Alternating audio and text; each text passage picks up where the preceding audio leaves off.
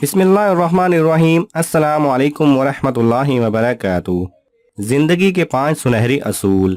حضرت ابو ہریرہ رضی اللہ تعالی عنہ سے روایت ہے کہ رسول اللہ صلی اللہ علیہ وسلم نے ایک دن ہم لوگوں کو مخاطب کرتے ہوئے فرمایا، کون ہے جو مجھ سے سیکھ لے یہ خاص باتیں، پھر وہ خود ان پر عمل کرے یا دوسرے عمل کرنے والوں کو بتائے۔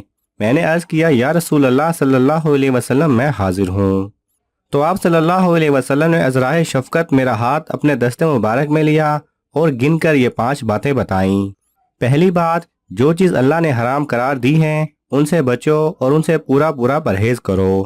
اگر تم نے ایسا کیا تو تم بہت بڑے عبادت گزار ہو۔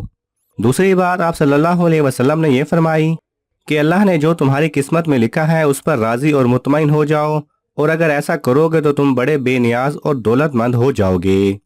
تیسری بات، اپنے پڑوسی کے ساتھ اچھا سلوک کرو، اگر ایسا کرو گے تو تم مومن کامل ہو جاؤ گے۔